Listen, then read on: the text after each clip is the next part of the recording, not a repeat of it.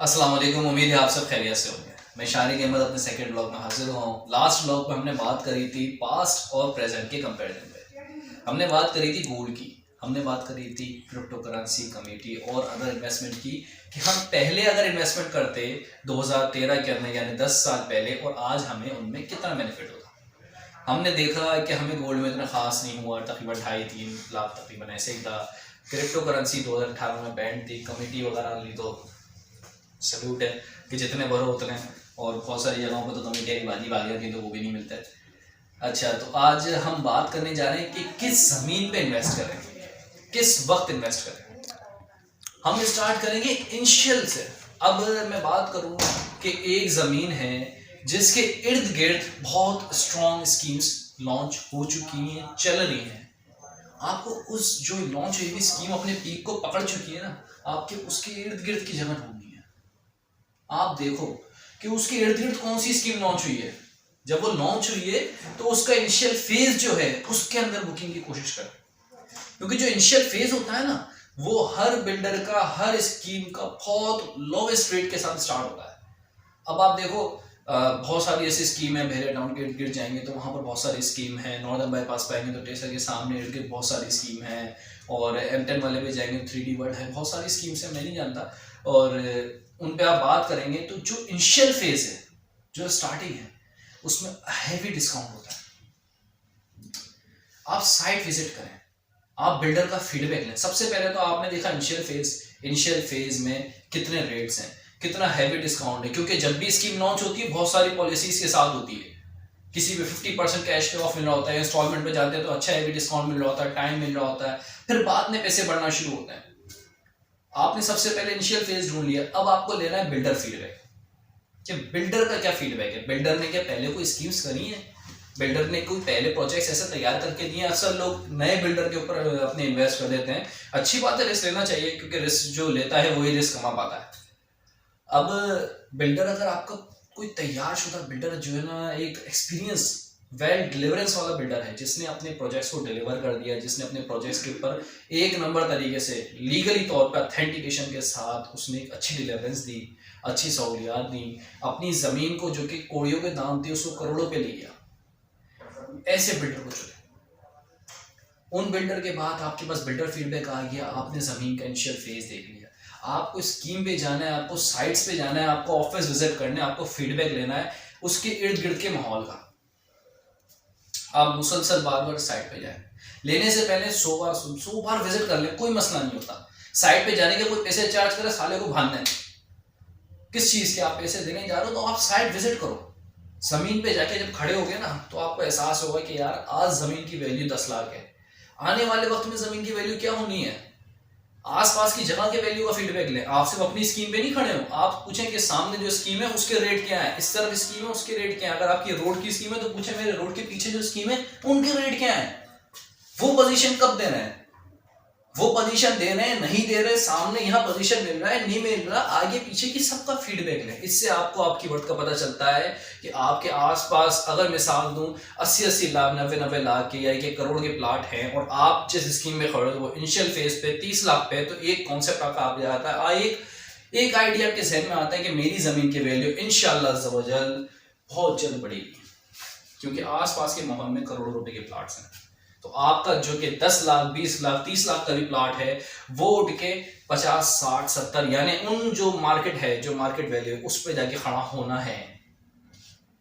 सबसे पहला आपने देख लिया इनिशियल फेज, दूसरा देख लिया बिल्डर फीडबैक, तीसरा आपने देख लिया साइट विजिट, चौथी पे आ गए आप लायबिलिटीज के ऊपर, किस हुदूद में पड़ रहा है। अगर वो M9 हाईवे पे है तो SBCSD के एनओसीज हैं नहीं है, अगर नहीं है तो कितने टाइम में आनी है नहीं आनी है।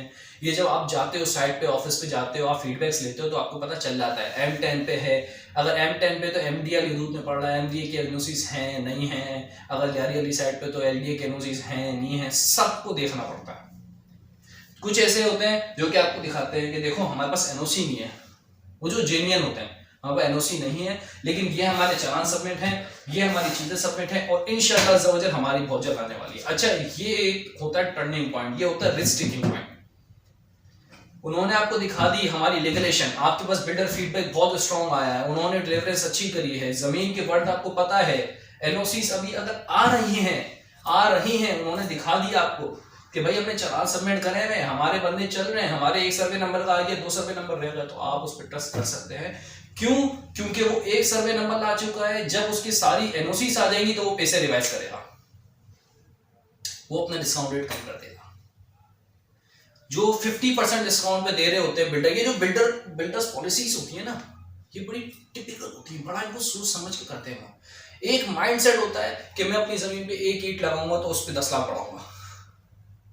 ये जो माइंडसेट होता है, मैं अपनी जमीन पे 1 रुपए का भी काम करूंगा तो मैं अपने जो इन्वेस्टर हैं, जो कि मुझे फायदा दे चुके हैं, जो उन्होंने स्टार्ट में मुझ पे इन्वेस्ट करा है, मैं उनको फायदा दूंगा। और उनको फायदा कैसे दूंगा? मैं अपनी जमीन की वर्थ बढ़ाऊंगा, वो अपनी रीसेल पे खड़े हो जाएंगे, फिर वो अपनी रीसेल करेंगे और दोबारा मेरी जमीन पे इन्वेस्ट करेंगे, मेरे चेहरे पे इन्वेस्ट करेंगे जब मैं उनको फायदा दूंगा। आपने ये सब चीजें सबसे पहले अपने जहन में घुमानी है। और एक सबसे अहम चीज होती है रिस्क टेकिंग, रिस्क टेकर करना, अपनी विल पावर स्ट्रॉन्ग करें।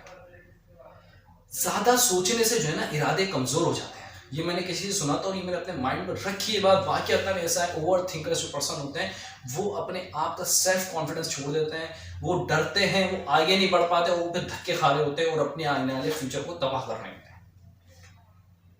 रिस्क लें, आज प्रॉपर्टी पे रिस्क लें, किसी भी चीज पे रिस्क लें जहां आपका दिल मुतमईन है, लेकिन रिस्क लें। रिस्क नहीं लेंगे तो फिर आपके हाथ रिस्क भी बहुत कम आएगा। वैसे बेशक अल्लाह ने जितना लिखा है उतना आएगा, लेकिन जब तक कोशिश नहीं करेंगे तो फिर आगे कैसे बढ़ेंगे? आप ये सोचते रहेंगे नहीं आज नहीं, जब वैल्यू बढ़ेगी तब लूंगा। मैंने अक्सर लोगों को देखा है, इनिशियल फेज में लोग मिन्नतें कर रहे होते हैं, ले लो ले लो ले लो, नहीं ले रहे। जब डिमांड बढ़ जाती है तो वो पैसे लेके खड़े होते हैं। पुरानी बुकिंग में कोई फाइल है? आप पुरानी बुकिंग की ऑफर है तब क्यों नहीं ली? जब आप लेते नहीं हो, 10-10 लाख के प्लाट मिल रहे हैं, आपने ले लिए, आज वो प्लाट 30 लाख का हो गया, अब आप वो 15 लाख भी देने को तैयार हो उसकी पुरानी बुकिंग के। आप सबसे पहले इन चीजों को अपनी सेट करें ताकि आप जमीन पर इन्वेस्ट कर सकें, अपनी विल पावर स्ट्रॉन्ग करें। सबसे अहम चीज, जब आपकी हर चीज से मुतमईन हो गए, आपने जमीन की वर्थ देख ली, बिल्डर फीडबैक XYZ जो भी आपके भी जो एक्सपीरियंस है, सारे पॉइंट्स बुलेट पॉइंट में ला लिया आपने। जब ऑफिस आए, लोकेशन कोई प्राइम मिल जाए, अच्छी लोकेशंस नहीं मिलती ऐसी जगह पर, कॉर्नर नहीं मिल रहे होते, वेस्ट ओपन नहीं मिल रहे होते, और पार्क फेसिंग, मस्जिद फेसिंग नहीं मिल रहे होते लोगों पर, तो लोग फिर थोड़ा सा हम आ जाएंगे, बाद में आ जाएंगे, लोग टोकन नहीं दे रहे होते, यार कोई अच्छी लोकेशन में निकाल दो। और अगर कोई अच्छी लोकेशन में मिल जाता है तो वो फिर घर चले जाते हैं कि मैं घर से फैसला करके मशवरा करके बताऊंगा, और फिर वो 1 हफ्ते बाद उनको याद आ रहा होता है। नहीं बचती जगह। अक्सर और बेशतर ये होता है कि आपने जगह देख ली, आपने कहा ठीक है मैं 1 हफ्ते में बताऊंगा। 1 हफ्ते में खाली आप थोड़ी हो उस बंदे की क्लाइंट, वो बंदा 1000 लोगों से मिलेगा, वो आपके लिए जगह क्यों रिजर्व करेगा? जगह आपके हाथ से निकल गई। आपके हाथ में अगर आपको नक्शे में दिख गया, मेरे को 138, 140, 149 प्लाट नंबर फ्रंट का है और मजेदार प्लाट है, जब आप लेने को तैयार हो तो दूसरे भी लेने को तैयार होते हैं। आप ऑफिस से निकलोगे, दूसरा बंदा चढ़ेगा ऑफिस, वो नक्शे की जगह देखेगा, वो देखते ही उसको समझ आएगी। और कोई भी एजेंट, कोई भी मार्केटिंग कंपनी कभी भी अपने एजेंट को ना नहीं करेगी, फौरी बोली कि हाँ ठीक है आप टोकन कराओ, आप ओके करो, आपको मिलेगा प्लाट। अच्छा, एक फाइनल चीज है, लोगों का लालच एक आता है कि लोग डायरेक्ट बिल्डर के पास भाग जाते हैं। मैं इस चीज से बिलीव नहीं करता। लोग कोशिश करते हैं कि हम डायरेक्ट बिल्डर से हो जाए, हम एजेंट को काट दें, हम मार्केटिंग कंपनी से काट दें, हम डायरेक्ट बिल्डर से जाके ले लेंगे। उसमें नुकसान क्या होता है? बिल्डर रीसेल नहीं करके देगा आपको, बिल्डर भाग गया, मर गया, क्या कर लोगे आप? किसके पास जाओगे फाइल लेके? सबसे पहले पॉइंट वो आप आए, आपकी जेब से जा रहा है। अगर 10-5 हजार, वैसे तो मार्केटिंग कंपनीज जो है ना आप लोगों से चार्जेस नहीं लेती, क्योंकि मार्केटिंग कंपनी का आपसे होता ही नहीं है। आप किसी ऑफिशियल, किसी ऑथेंटिक मार्केटिंग कंपनी से राब्ता करें। जो कंपनी जिस स्कीम को प्रमोट कर रही है आप उनसे राब्ता करें, फिर उनके जरिए आप उनके जरिए प्लाट लेंगे। आपको ये पता है आज से 6 महीने बाद, साल बाद, 2 महीने बाद भी अगर मुझे जरूरत पड़ी कि मुझे प्लाट बेचना है, तो मेरे को बंदे पता है, मुझे मार्केटिंग ऑफिस पता है, मैं उनसे राब्ता करूंगा, मेरे प्लाट की जो वैल्यू होगी वो उसमें निकालने की पूरी कोशिश करेगा। बहुत सारी जगह बोलते हैं यार नहीं निकलता, नहीं निकल जाता है, मार्केट के हिसाब से होता है। मार्केटिंग कंपनीज की ये फायदे होते हैं। मार्केटिंग कंपनी रीसेल में आपको सपोर्ट करती है, मार्केटिंग कंपनी आपको अच्छी जगह निकाल के देती है। बिल्डर नहीं निकाल, बिल्डर ठीक है मेरे को जमीन बेचनी है, बिल्डर क्यों बोलेगा, बिल्डर बोलेगा मैंने नक्शा तुम्हारे सामने रखा, तुम मेरे पास चल के आए थे। बिल्डर किसी के पास चल के नहीं जाता, साईं आप आते हैं चल के उसके पास। हमारी आज की जो सारी बात थी वो थी कि हमने किस तरीके की जमीन पे इन्वेस्ट करनी चाहिए, और हमने ये देख लिया। ये कुछ पॉइंट्स हैं मेरे एक्सपीरियंस के मुताबिक। बेशक वीडियोस देखने वाले बहुत सारे लोगों का एक्सपीरियंस मुझसे ज्यादा होगा, तो जो उनको बेहतर लगे, जो उनके पॉइंट्स वैलिड हों, वो बताएं, वो शेयर करें। और फिर अब हम जो बात करेंगे नेक्स्ट वीडियो में वो करेंगे अभी करंटली कराची के कौन से प्रोजेक्ट हैं, क्योंकि कराची है पूरे पाकिस्तान को लीड करने वाला, और कराची इस वक्त बहुत तेजी से प्रॉपर्टी में तरक्की कर रहा है। मैं कराची की स्कीम से बात करूंगा नेक्स्ट वीडियो में। उस तब तक के लिए